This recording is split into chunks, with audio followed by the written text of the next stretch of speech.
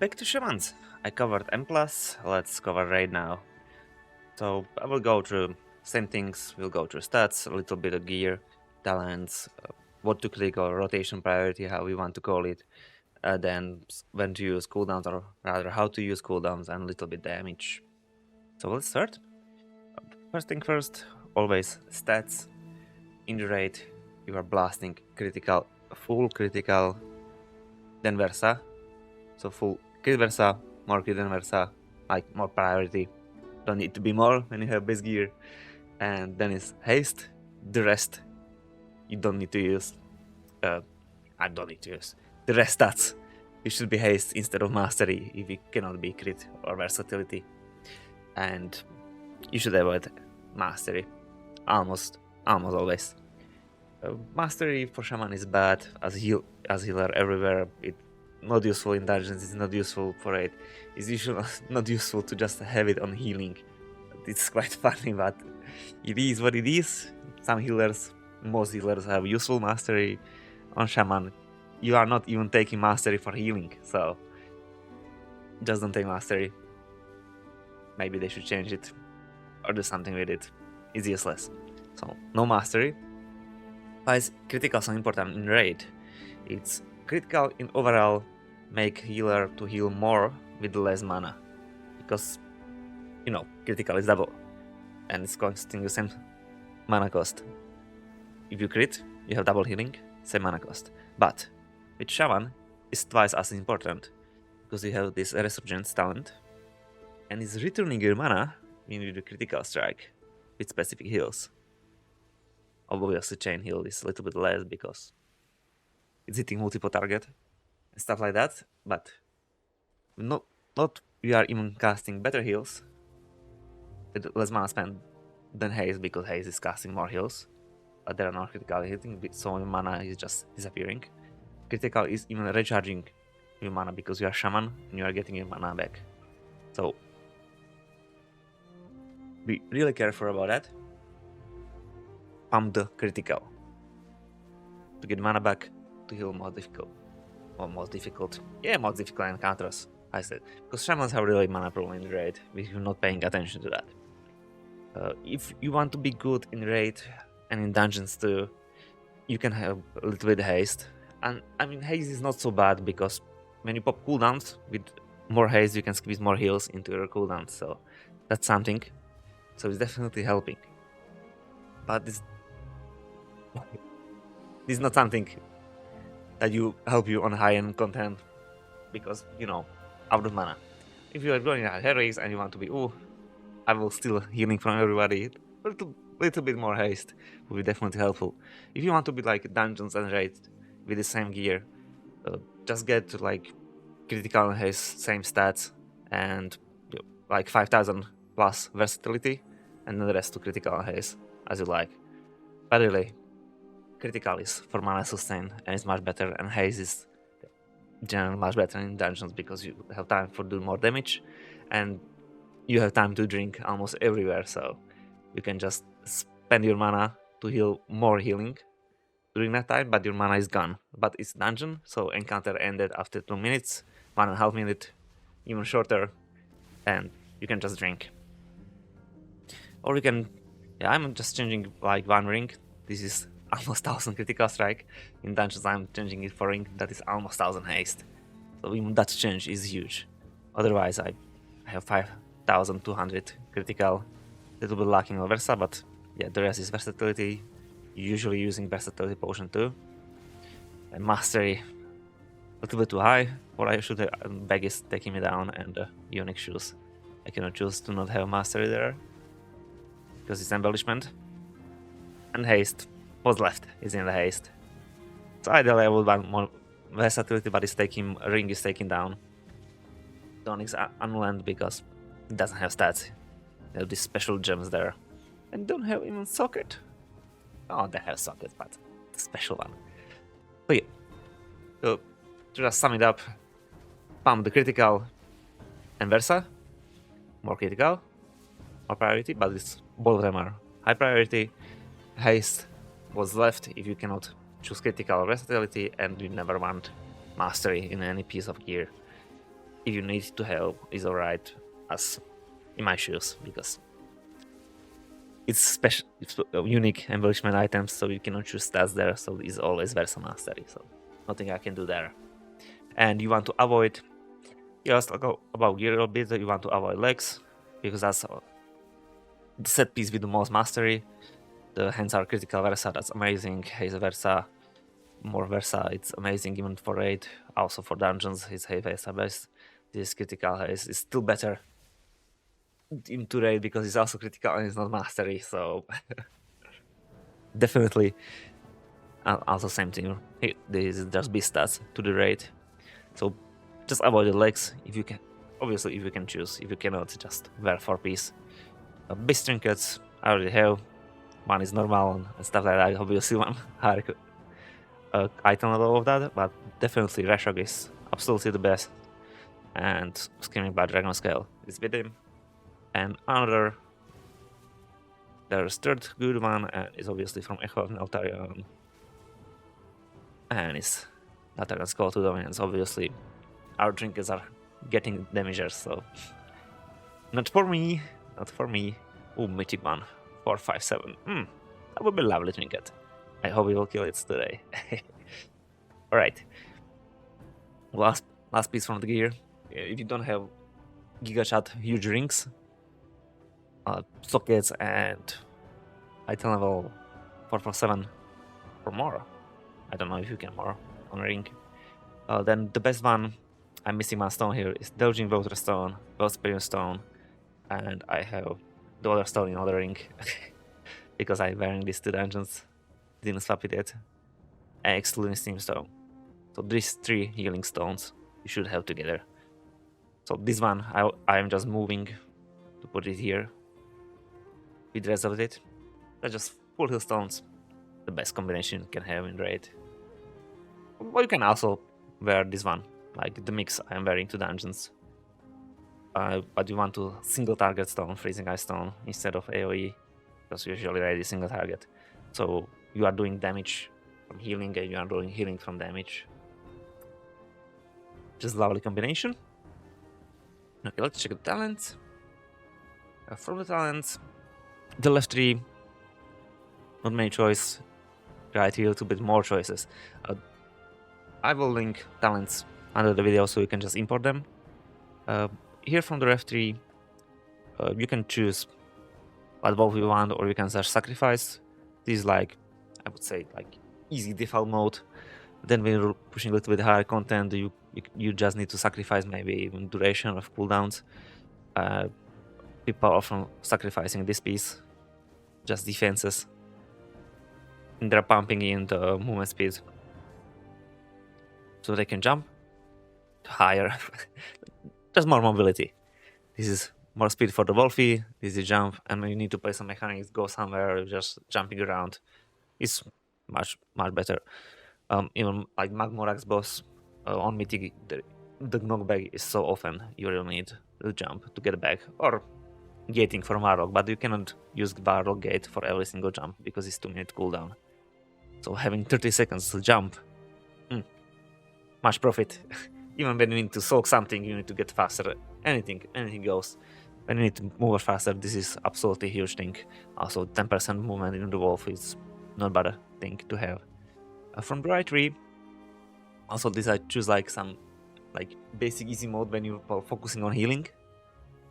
So if you are not pushing high-end content, definitely choose this size. But what I'm playing right now, obviously I'm pumping damage.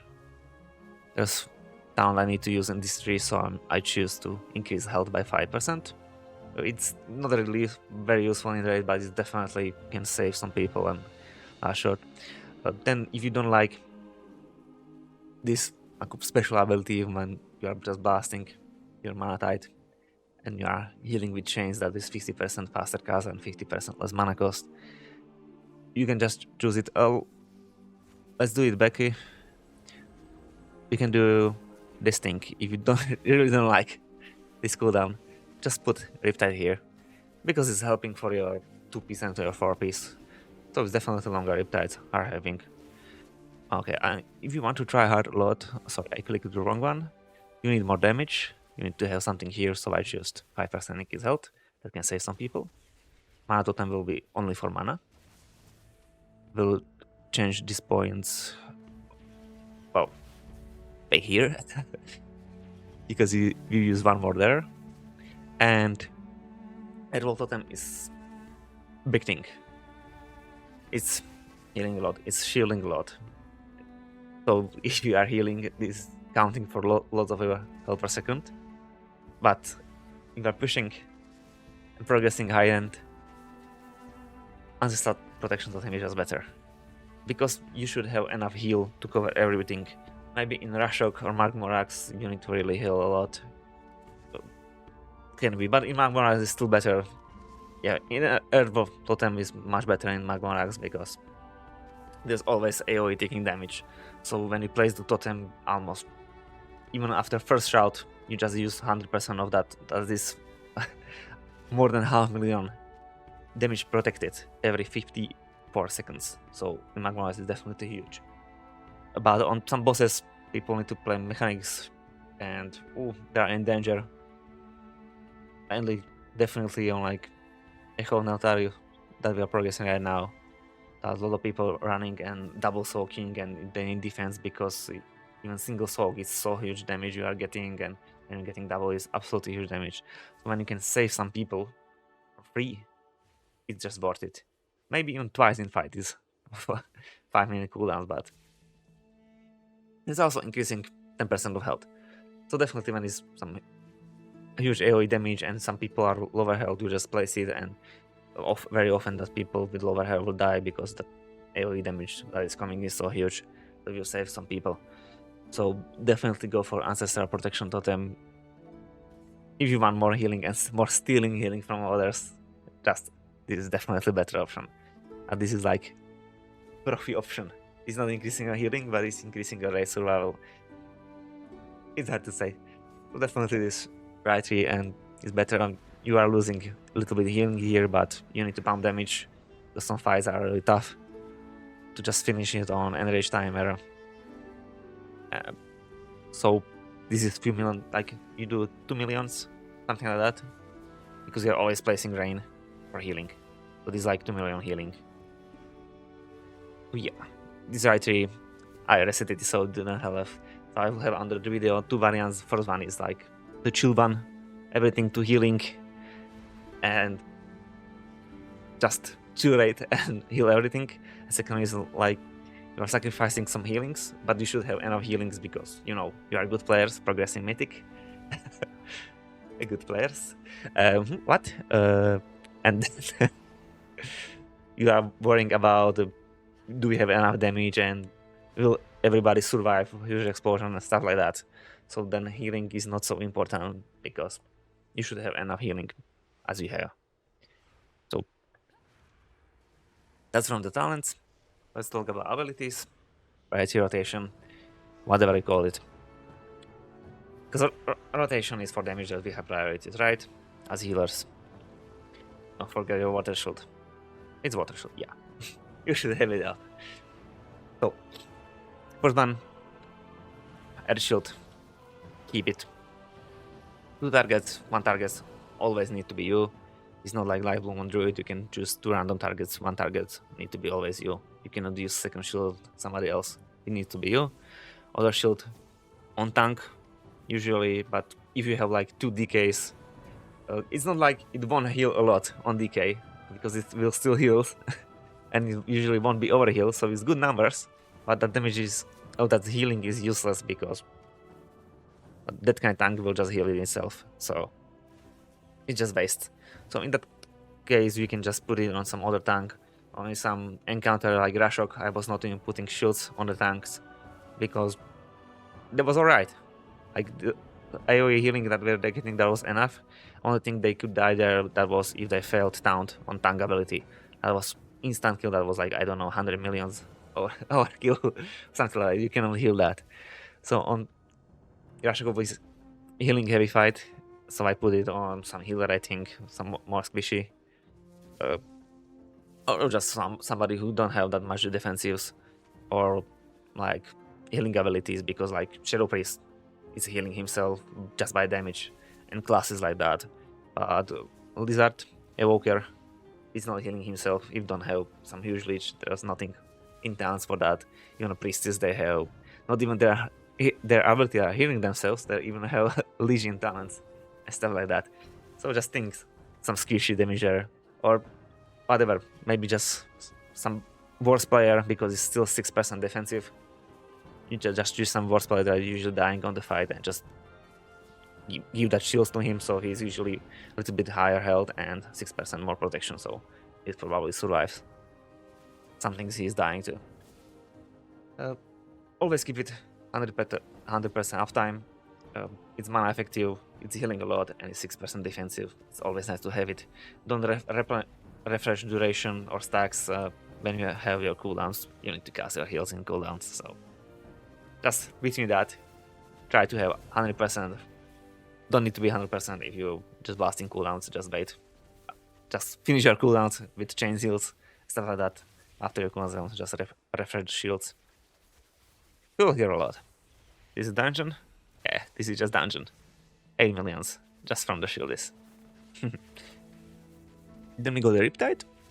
Also similar to shields. We are also just spreading it around.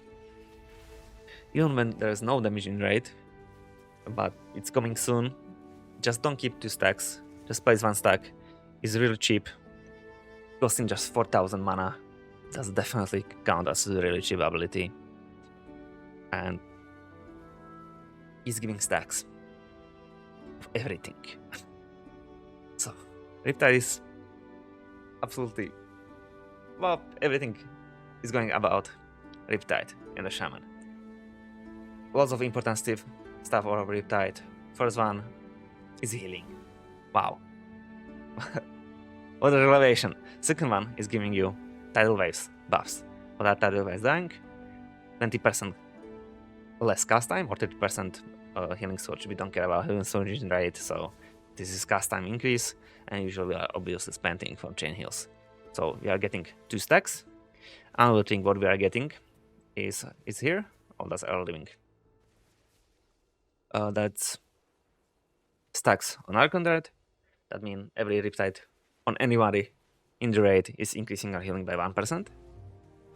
And another stuff is Anduation. No, Anduation. That's the wrong hunt. This is one. It's Deluge.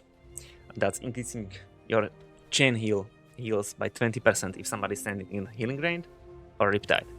And usually whole raid won't be staying in our healing range. Sometimes it is, but it often is increasing by 20% and you don't know about it. That's the third thing. And there's fourth thing. We have 2 sets and 4 sets. And let's see all the sets. On 2 set is healing the targets with the Riptide. It's quite a lot. It's 30,000. So it won't do much overall, but it's some healing that it's just basically for free. It's not costing you any mana, not costing any more some attention because you are spending Riptides anyway. And then it's 4 piece. That's increasing your healing for 6 seconds by 1% for a Riptide. It's almost the same as Taunt we have. So this is a little bit more uptime because it's for hard duration. This is just after because rain. More important stuff is increasing heal of next heal. Obviously there's healing wave, healing surge we don't want to use in raid, healing wave just few times, but we are using it for chain heal. That is only 2% increase, but it's still increase healing for free with mechanics that we are doing anyway, because we always want to cast Riptide when we can and we have cooldown, and we always want to cast rain. So with the Riptide, don't have 2 stacks. If you have 2 stacks, even when there's no damage, just plus 1 stack is really cheap, and that mana will go back immediately. I usually want to keep 1 stack because when you are casting chain seals, you want to use tidal waves. So I have 1 stack ready, I casted it twice. I have no stacks, I have 1 stack ready to just replenish my stacks.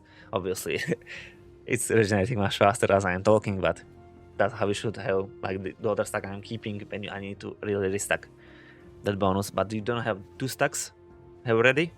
because then you are wasting your uptime on Riptides, that is decreasing your healing, and that is decreasing your legendary. And even the heals from Riptides are missing because it's a really cheap heal.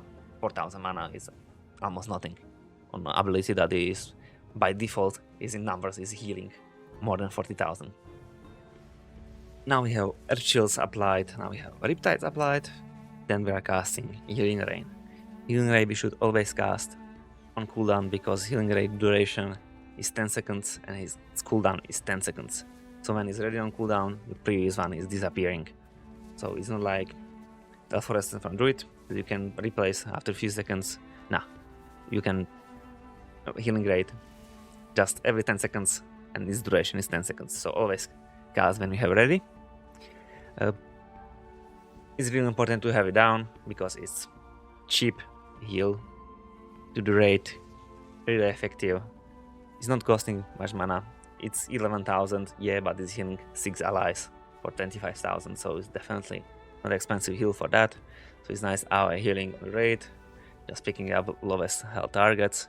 Other things is increasing our healing by 20%, our healing of chain heals by 20%. Really important. We are doing damage from that, or with the other build, it's just healing instantly, 6 allies for a little bit more healing.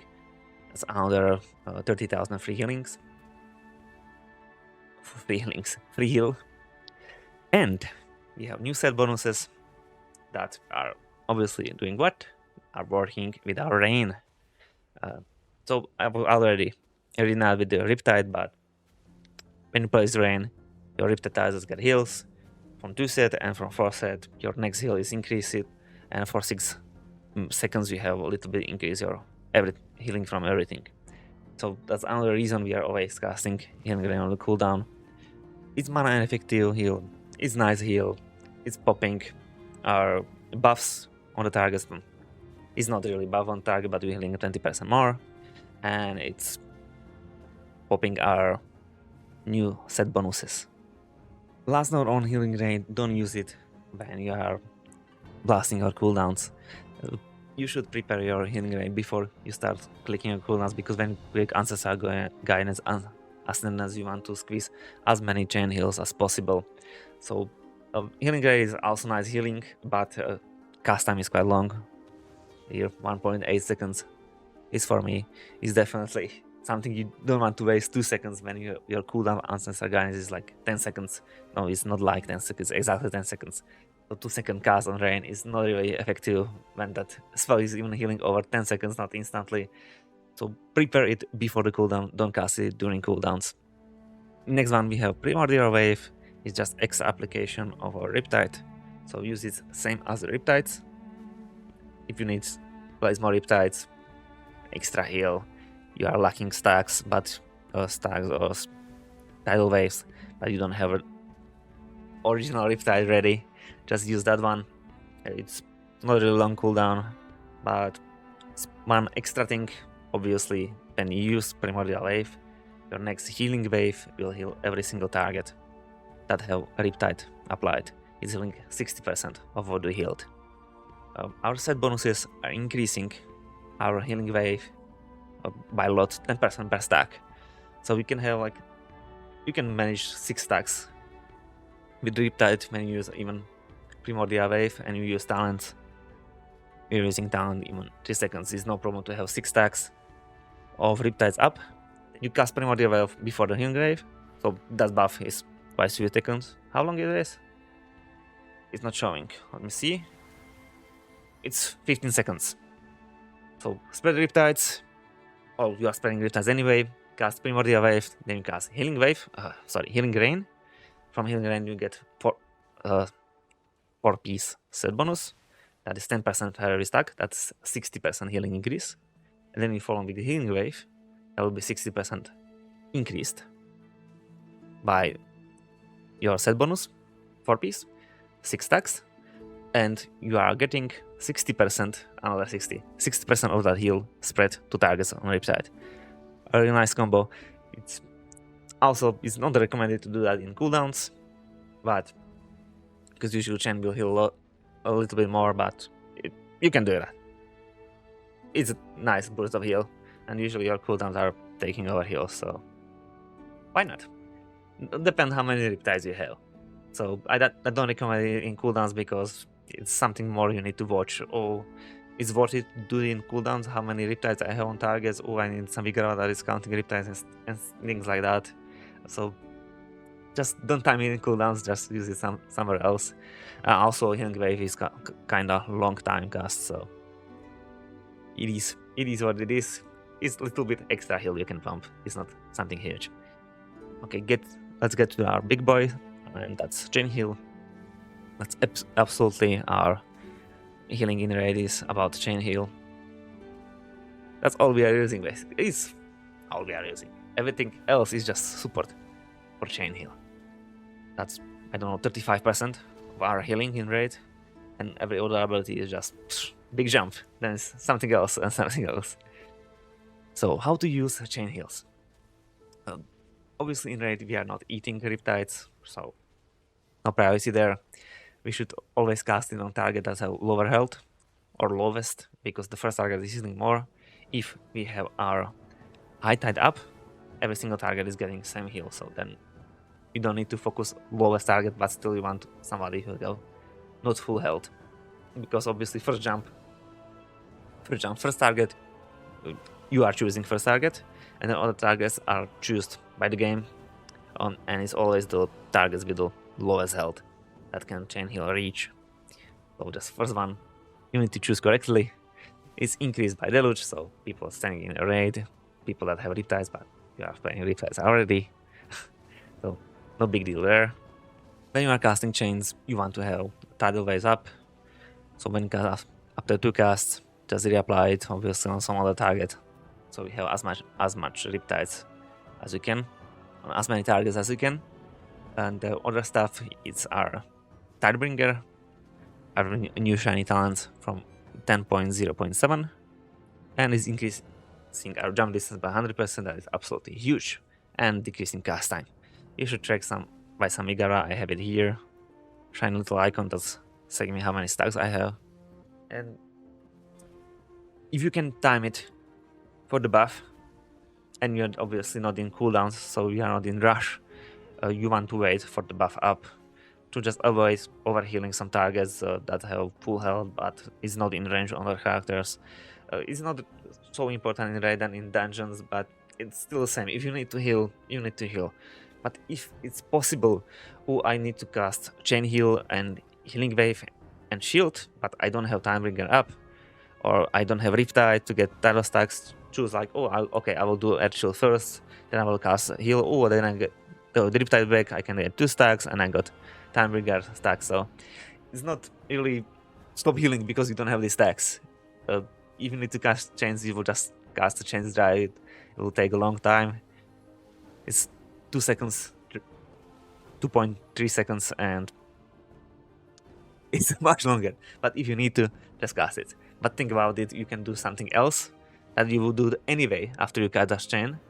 But then after you cast it 2 slow chains, then you get stacks, but you are casting something else and you don't need to do chain heals. So I think a little bit, few seconds in the future, when you don't have these stacks, if I could do something else meanwhile, I will do after anyway.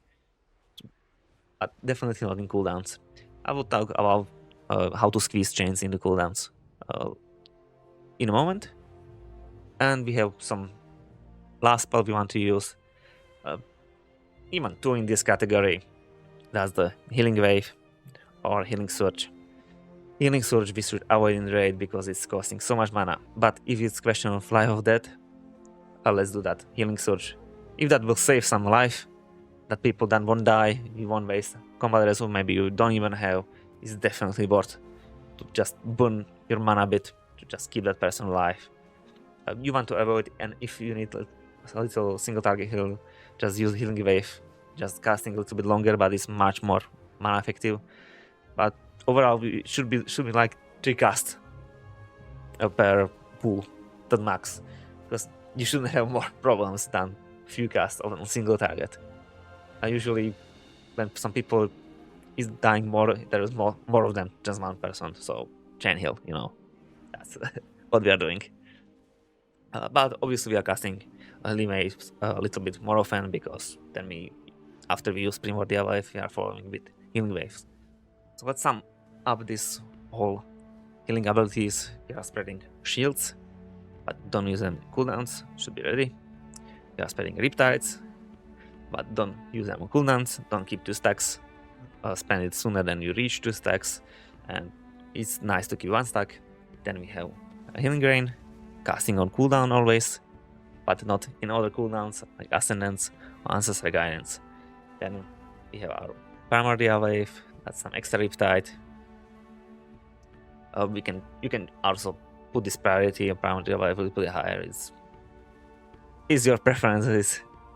It really depends on our situation. It's better to use a Riptide or Primordial Wave, but usually you want to follow Primordial Wave with a Healing Wave, and then we are blasting Chain Heals if this is not enough, and it is getting more damage. Chain Heals, Chain Heals, Chain Heals. Don't forget with Chain Heals to reapply so your buffs, or to do some other abilities to get your Timebringer back. And Healing Wave if some single target really needs some heals. Healing Surge if it's really question of life and death, that half second extra cast time. Let's talk about cooldowns. Our most important one is Cloudburst Totem. That's our, I like to say it's Shaman main mechanic. What Cloudburst Totem is doing is saving percentage of your heals. Don't forget it's counting overheal, and after like duration ends, it just heals that stored heal, or you can just click again to pop it sooner. Who is healing Totem? Everybody that doesn't have 100% of health. So if 20 people in the raid have less than 100%, you will heal 20 people. If only 2 people, one person have lower health, every single heal will go to that guy. If you have 99, like 2 guys have 99, or I don't know, 1 guy have 1% health and second guy have 99% of health, it will still split that healing by 50% and 50%. It doesn't count how much health that targets have. It's just splitting between targets or friendly targets that don't have 100% of their health. Best time to use it is during your cooldowns, because you want to store as much healing as possible. When you are blasting or cooldowns, you are storing a lot of health there. So, and obviously not during the cooldowns, prepare Totem before your blasting cooldowns. So also like Rain, use it before. You don't want to waste your global cooldown to just be clicking Totem then when you should be casting Chain Heals. Quick note here, to have it together, healing from Ancestral Guidance is saving to Cloudburst, healing from Ascendance and Healing Tide is not saving to Cloudburst. So the extra heal from that cooldowns is not stored. But it's still stored from Chain Heals that you want to use during that ability, so it's still worth to pop cooldowns there, because it's expected you will heal more than other time, and these cooldowns are up. Then we have Nature's Witness, that's nice ability in raid. It's used best to once squeeze 1 more heal inside your healing window when you're blasting your cooldowns. That means Ancestral Guidance or Ascendance. And the second use is to save mana. That's basically passive. And our most mana heavy ability that was also healing a lot is Chain Heal. So we use always with the Chain Heals. Sometimes you can do a bit Healing Wave if you want to do that Primordial Wave combo of heals, so, and you pop cooldowns and you don't want to waste 2 seconds casting Healing Wave. You click the instant, but it's not saving. It's not saving 10,000 mana, but also viable option if you want to squeeze that Primordial Wave trick into your cooldowns. I will talk about this one when to use in cooldowns.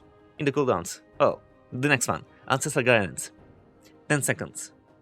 For 10 seconds, 35% are healing or damaging, but in raid it's most healing because we don't have that many damage talents and it's usually just single target, so we also don't have that much damage.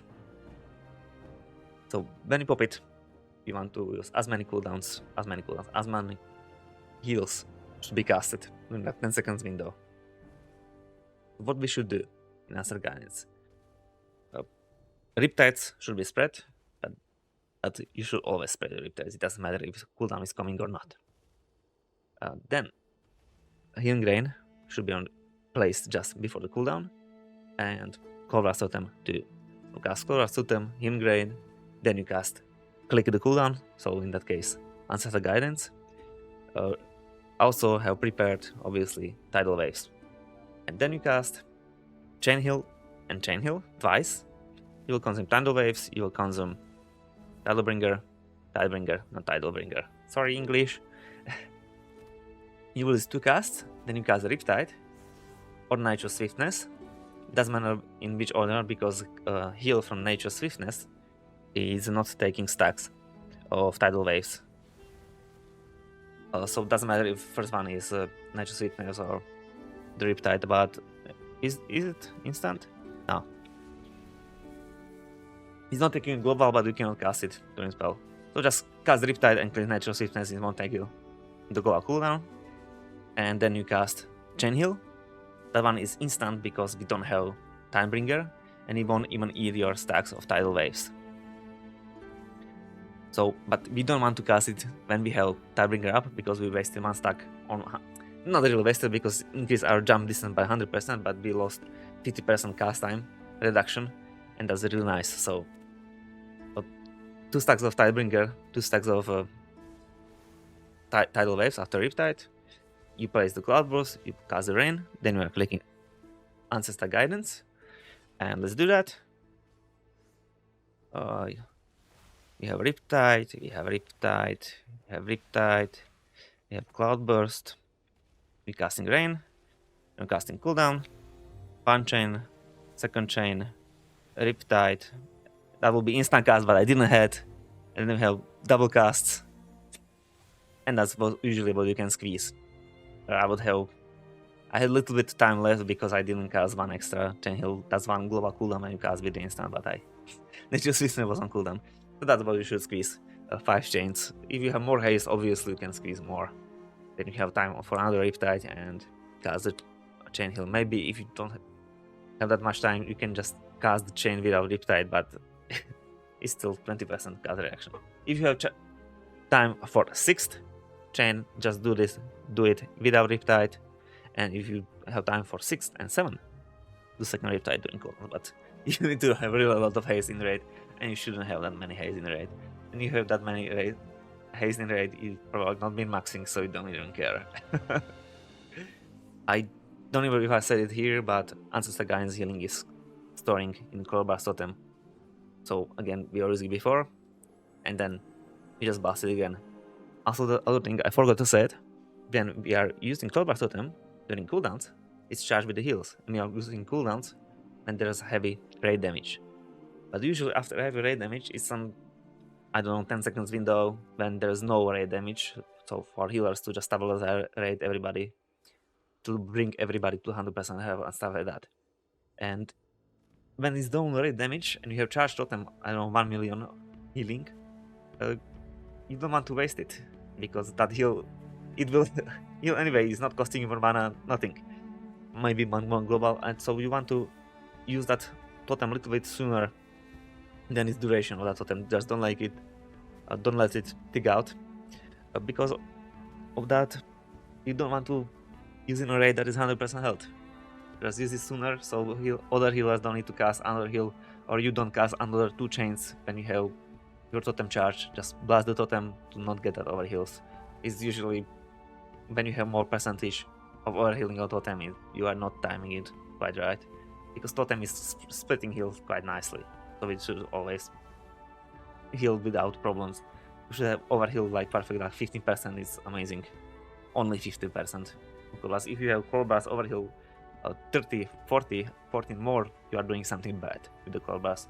So try to watch how much heal you have stored and what is the remaining duration on totem to click it sooner when it's still 5 seconds, but raid is almost full. Just fast blast it. Onward is like Magmonax, there is sticking damage.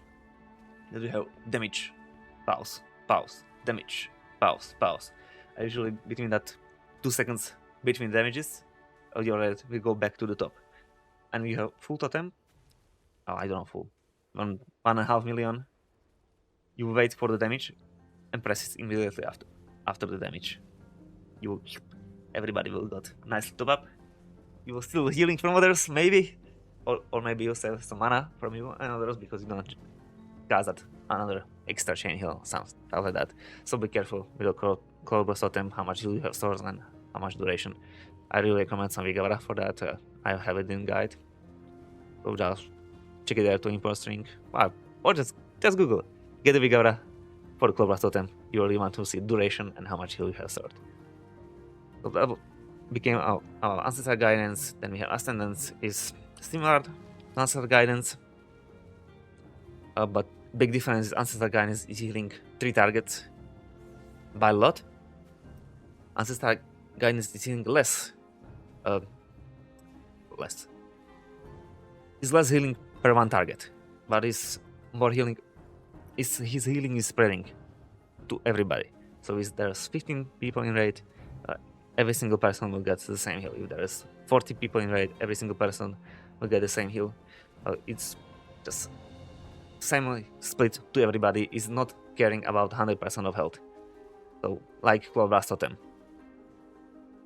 So the Ancestral Guidance is healing 3 targets with the lowest health. Ascendance is healing everybody, and that heal that is healing is just split. So more people in raid is healing less per 1 target. And you don't want to use it when just few people are dying, because then if from 20 people 5 people are dying, then you are healing 15 people that have 100% health. So only watch for that. And the other thing, unlike Ancestral Guidance, healing from Ascendance is not saving to Cloudburst Totem. So you want to use Cloudburst Totem anyway because you are blasting your chains. You are healing a lot during Ascendance because you want to really use that Ascendance. And so it's still storing your health. Worth it. Then is Overkill combo. It's Ascendance and Ancestral Guidance together. Is useful. Is really pumping a lot because then healing from Ancestral Guidance is a split with the Ascendance, and also Ascendance is taking. Ancestral Guidance is taking heals from Ascendance. They're just buffing each other. So it's really useful to use it together. Even with Cloudburst Totem, when I use it together, or I use Ancestral Guidance and I got free proc once Ascendance to it, my totem is usually 1.5 million. Just by 3 chains. Seriously, that's 3 chains. My totem went from 0 to 1.5 millions. It's depending obviously on critical chance and how you prog and blah blah blah blah blah blah. But if you need to heal a lot and no other healers are blasting cooldowns, it's not overkill, it's a really good combo. But then you just use 2 cooldowns, so you don't have something later to think about that. But it can be really useful. Not recommended to use it often, but it can be really useful. If some other healer will overlap cooldown even with that, then it's absolutely wasted, because it's healing a lot. But when is there nothing to heal, just split the cooldowns. Then we have Mana Tide. If you don't have Ancestral Walking, how it's called, this guy? Spirit Walker style totem and Ancestral Walking, I have no idea why I came with that name. If you have it, use it as healing cooldown, put it down, 10 seconds window, non-stop cast chain heals. Don't put Riptide between, because this 50% cast reduction is when you're spamming just the chain heals. It's enough for a global cooldown. Obviously, it's depending on your haste. If you have more haste, no. If you have 0 haste, I think it's worth to cast Riptide between. That is depend. I have it, so I can see it. I have everything, every single buff. This 20%, 50%, bam. See, I have break because my global cooldown is not fast enough. But then I don't have 50%. No Riptide. I'm just spamming, no problemo. So usually when we have that, just cast pure chain heals, 10-second window. Not much you can know there. Simple cooldown.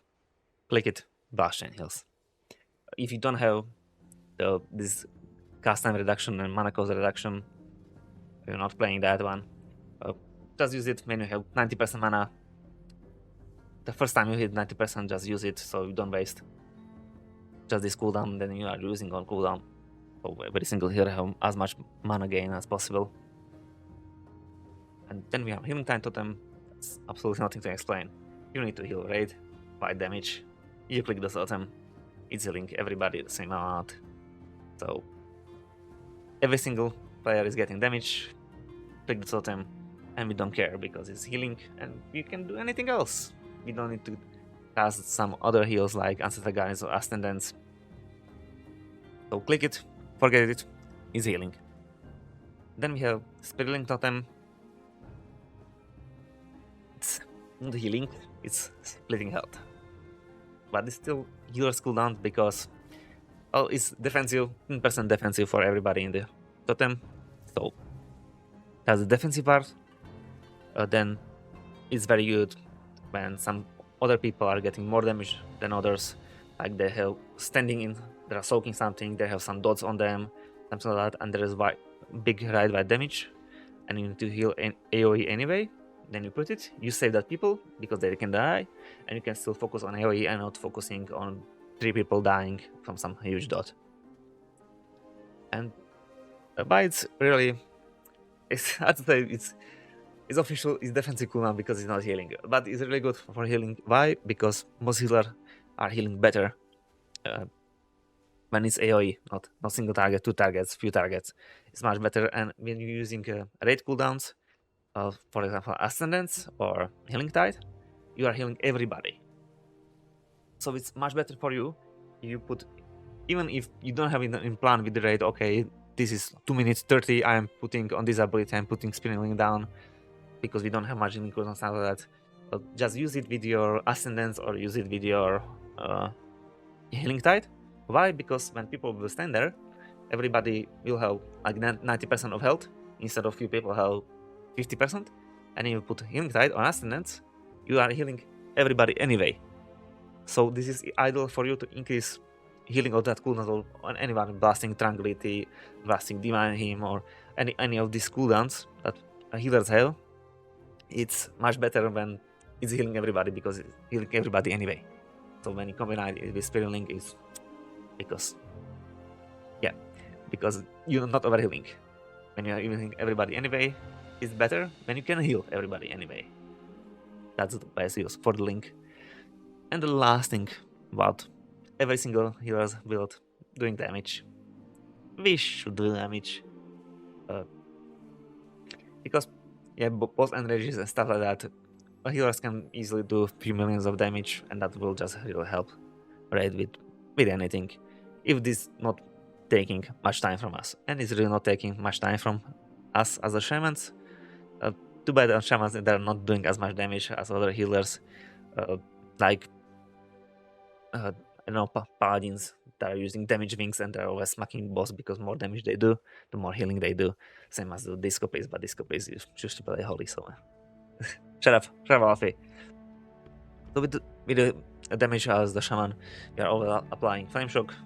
It's really cheap, it's costing 750 mana, and it's doing quite a lot of damage. You should always have it applied on the boss, at least flame shock.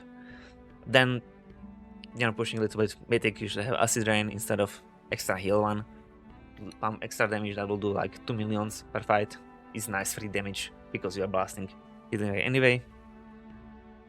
Then when you have actually free time, we are casting Lava Burst, and we don't have stack of Lava Burst, we are casting Lightning Bolt. That's it. Not much from the damage. Take care of that because you're costing your mana, but Lava Burst is definitely doing more damage, but it's costing more mana. But it's still, if you really don't have mana, just stop doing damage, but you still do damage with the Healing Rain if you don't even have that. At least the Flame Shock. So Flame Shock and Acid Rain, if you have the talent, definitely do always. And then Lightning Bolt with the Lava Burst if you have some extra time. But depend. You don't have really some, I don't know, 2 minutes I'm casting only damage because it's so boring. That shouldn't happen in raid. Or you should go higher difficulties if it's so boring for you. So if you have time, some extra seconds, cast some damage spells. And that will be all. I was thinking this will be shorter guide, the dungeon one, but I guess I like to talk too much. Or maybe I like to explain things so people can understand. Maybe that's good thing, maybe that's bad thing. So anyway, I will link also some video that I'm playing Raid with the Shaman, as you can see even here, like custom ability, you can see it. on the right side my target or what I casted, in which order. So you can check some other video from we will also link under the video. And if you like this guide, like if you need to check something in the writing form, I have this every single thing I said right now. I have it in writer form on my Discord, so just hop in, check guides there. And that's it. So thank you for watching. If you like the guide, don't forget to subscribe, and goodbye.